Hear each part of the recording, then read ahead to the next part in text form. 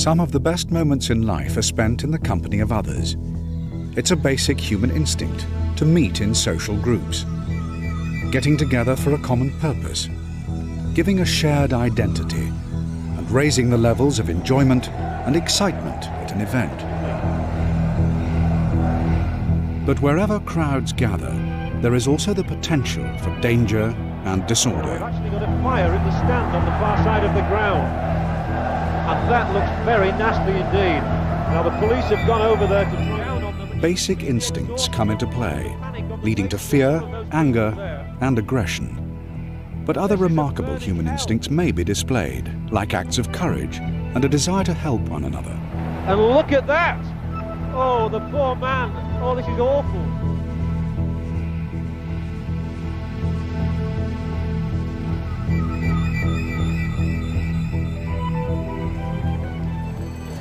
A sudden emergency, even a minor incident, can trigger a sequence of events that can rapidly get out of control.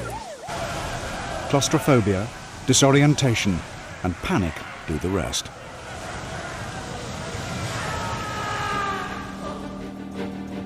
Managing crowds properly calls for careful planning, whether the venue is used regularly or just occasionally. Dealing with a problem in the early stages of an incident can prevent the situation from getting out of control. Crowd management is central both to incident prevention and in mounting an effective response to any emergency. Using basic human instincts will help to anticipate trouble and tackle problems quickly and effectively.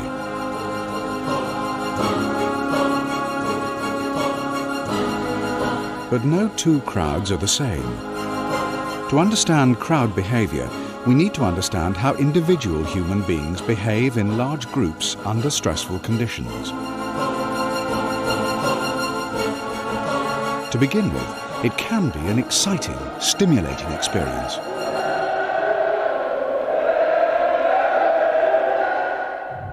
But feelings of confinement can also have negative effects. Our bodies respond to the unaccustomed stress. First, the flow of adrenaline increases. We become anxious, even panicky.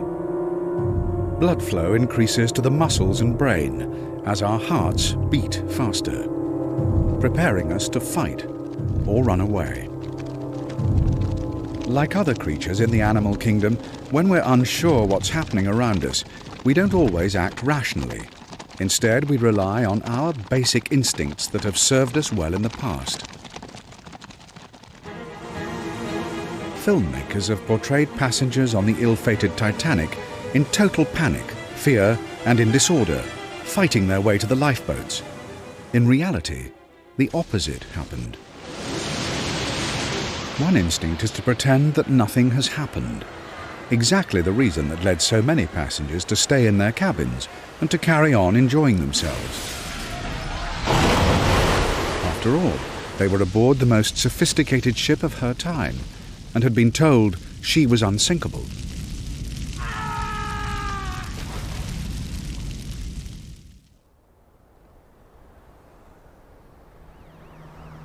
Often, sheer curiosity will lead people towards an incident, hindering the rescuers and putting their own lives at risk. We've all seen drivers on motorways slowing down to find out what's happened, rubbernecking as it's known. Emergency services say the second series of accidents was caused in part by motorists paying more attention to the wreckage on the other side of the crash barrier than to their own road ahead. Being aware of these patterns of behaviour and the influence they can have on groups of people during an emergency will help determine how to handle the situation. Many emergencies happen suddenly and without warning. Others can develop over time.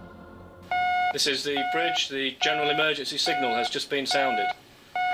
Passengers should go to their staterooms, collect their life jackets and proceed immediately to their muster stations. One of the first tasks is to identify the hazards facing passengers in a real-life evacuation. At the same time, you must not forget your own safety. Keep to the right, please, ma'am. Keep to the right, please. In a rush to escape, the throng of passengers itself may be a hazard. Exits may become blocked by the sheer weight of moving bodies. Stumbling and pushing can cause congestion and sudden uncontrolled surges. People can be crushed or trampled underfoot. Hi, welcome. Come on through this way, folks. Just want you to take a seat right over. In assessing the hazards, try to assess the risks posed by those hazards. Take a seat, please. Hi, folks. What control measures are already in place and what additional precautions are required to reduce those risks to an acceptable level. Ladies and gentlemen, if I could have your attention, please. Although a senior member of the muster control party will have overall responsibility for passengers, in an emergency, it may fall to any member of the crew to take charge. I am your social hostess. I am also the officer in charge of this muster station. That means being ready to tackle any eventuality. Remain seated at this time until we receive... On many vessels, each muster station has a muster station box containing various equipment, including a loud hailer, a counter, torches,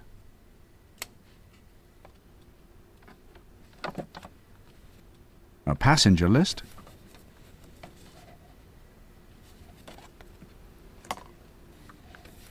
and seasickness pills. Whenever passengers are on the move, good communications between the people responsible for them are vital. This is the bridge. Attention, boundary cooling These party. may be verbal messages, Boundary cooling party tannoy received and radio hospital telephone toilet systems connection. linking the muster control party with the stairway guides and the various muster stations. Confirmed. This party includes the purser and cruise director, who will be mobile, regularly visiting the muster stations. Advise the bridge. Yes, Purser, that message is received. Make your and messages understood. You want simple me to and evacuate clear. the muster Be station organised. immediately? Thank you. 5 of London's underground Often railway it takes a routes disaster to discover these basic instincts. One of the findings of the inquiry into the King's Cross fire on London's Underground was that passengers had no confidence in the station's staff. They ignored their instructions and continued to walk along smoke-filled walkways which were familiar to them. From the moment they leave their staterooms, the passengers will be looking for someone they can trust, an authority figure. So it's essential that all stairway guides and muster personnel are clearly visible to them. You have been asked and summoned to the muster station. They should see a well-prepared, confident team with a leader waiting to help them. Which does mean that an incident has arisen on board the ship somewhere. The passengers Inspire confidence in the passengers. First and foremost. Talk to them. Go up to them.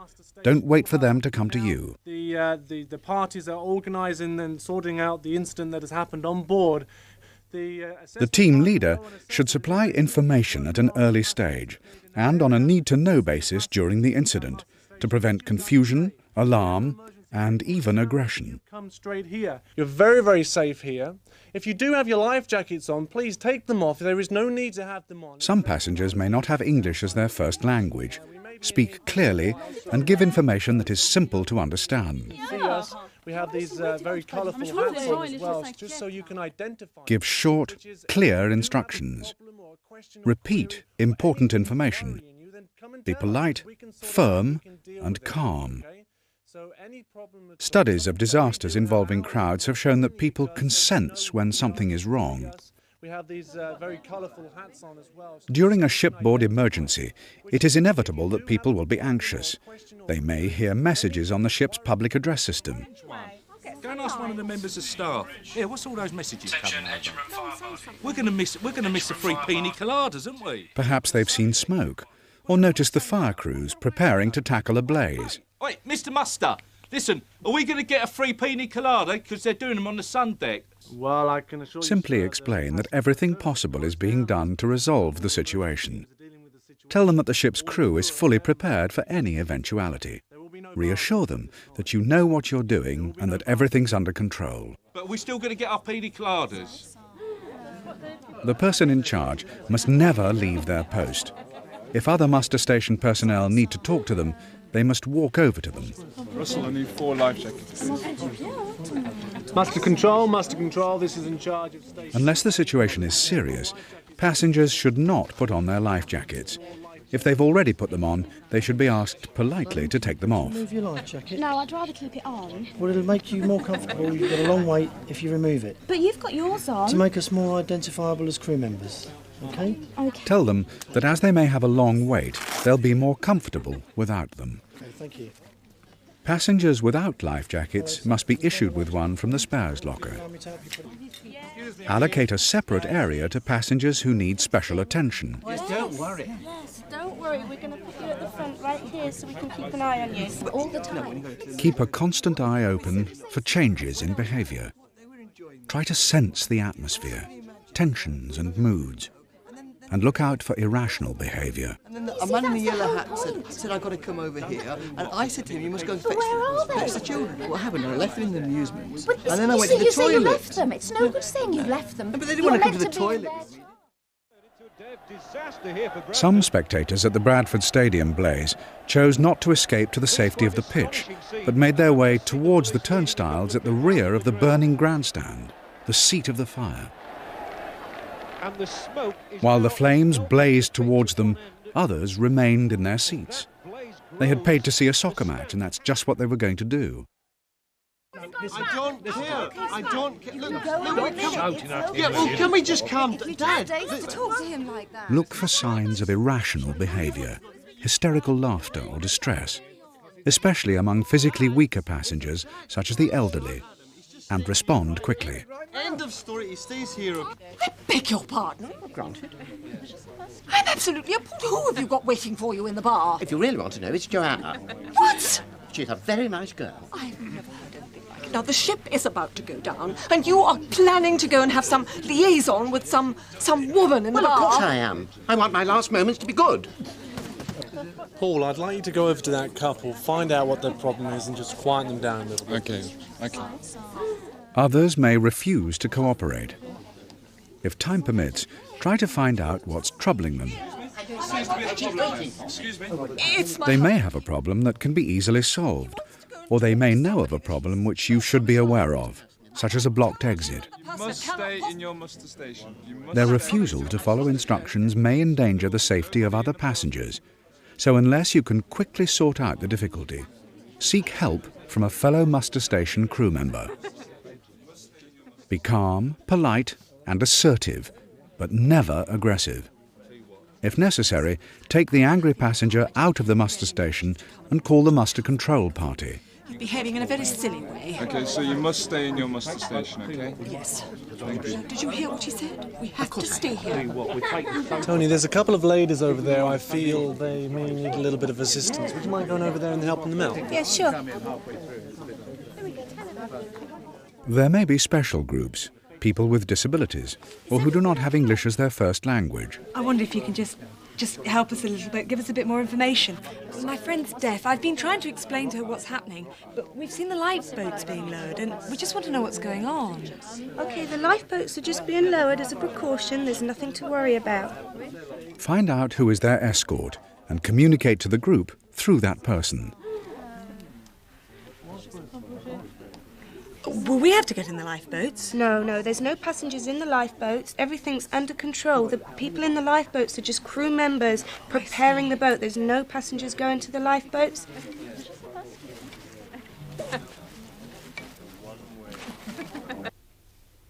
Another special group are families. They should always be kept together. Mackenzie Sager. And your cabin number? C104. Okay, Mackenzie, don't worry.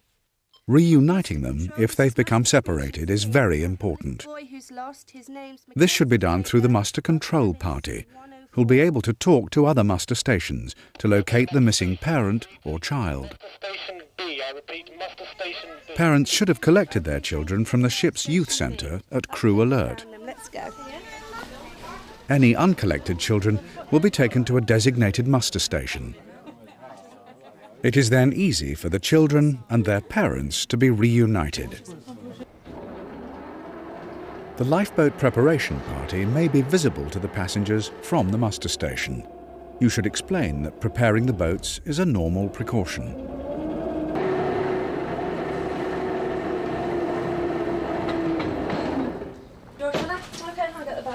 In the same way, the stretcher party will prepare equipment, even though there are no casualties.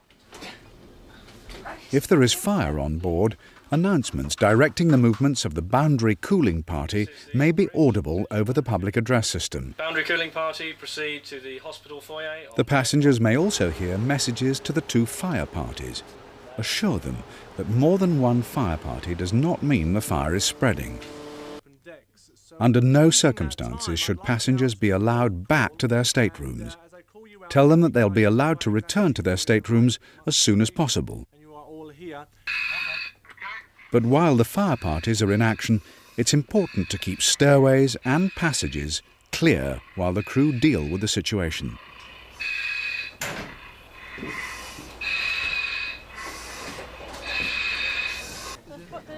Keeping the passengers calm and reassured is your responsibility. You may be faced with all kinds of problems. What's the problem? You see, my husband's down there. Right. What's his last name and cabin number? I'm sorry, but, well, when I say he's down there, he is, but he's not, if you get my drift. I mean, his ashes are down there. I've left his little urn. I understand. OK, madam, I'll report this to muster control. We've got your cabin number. If it's possible for us to go and collect your husband's urn, we will. But you must remain on your muster station. OK, let's start. Mrs. Keeping people occupied is a useful way of distracting their attention from what is going on elsewhere in the ship. This could be a life jacket demonstration, or as simple as a roll call. Yeah. Over here. Miss Moore of A201. Oui, si. From command, start the evacuation of passengers from the muster stations up to the lifeboats. Of course, it's quite possible that the situation may change, and the order to move may come quickly. This is the time when life jackets must be put on. Don't forget, folks, that stairway guys and muster personnel are around you. If you have any difficulties, please ask them. A few moments ago, we told you and we put you into different groups, okay? I want you to remember whose group you are in, because we're going to take you group by group out to the open decks now to your specified boat, okay? We're going to be going... Now your task is to tell the door checker to commence evacuation. Make our way out there. So, folks, what we're going to ask you to do in a minute... As passengers start to leave, the person in charge explains what is happening and what to do.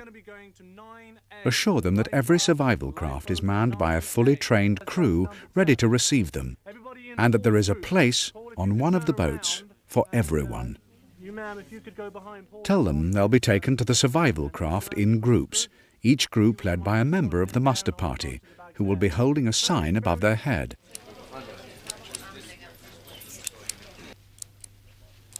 There'll also be crew members in the middle and end of each group. The task of the leader is to take the group to the boat. The task of the others is to ensure the group does not get separated. Point out that the survival craft are not far away. Lifeboat 9A. Okay. Stand next to me here. Then lead them to the boats and allocate their places. It's likely that passengers will be put into the lifeboats quite some time before the abandoned ship order is given. Again, reassure them that this is perfectly normal, and that they're in the best and safest place. Throughout the evacuation process, beware of panic. More than any other time, now is when the passengers will look to the muster station personnel, and particularly the person in charge, for leadership. Every member of the team must look and sound confident. If anyone becomes hysterical or aggressive, intervene quickly. Reason with them and reassure them. But avoid direct confrontation, remain calm, and get help if necessary. People with restricted mobility will board the survival craft last and will be helped by the muster station and lifeboat crews. Explain to them that this makes it much easier for them to board the survival craft. As you know, we had the suspected fire over on the port side forward of the tween-deck laundry by the ironing machines. Participating in regular muster station drills will build confidence so that in a real shipboard emergency, everyone knows exactly what to do. I think that the briefing with the fire teams was sufficient, and any information I forgot to give you. Yeah, the brief was very good. We just could have done a little bit more accurate count on how many casualties we were supposed to be looking for. Other than that, everything went well. Be prepared for the worst, but also try to prepare for any unexpected turn of events. Deal with every emergency early, before it gets out of control.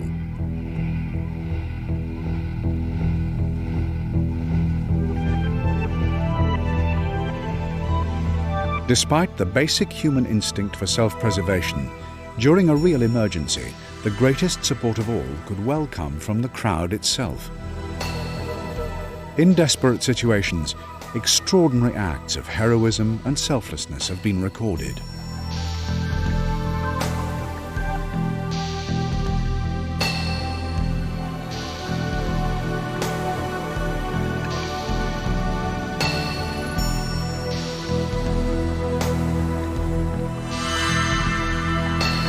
Even in the worst situations, people will show consideration and kindness towards each other. Harness this to your advantage. By using leadership and control skills, together with your own basic instincts, you can help prevent an emergency from becoming a disaster.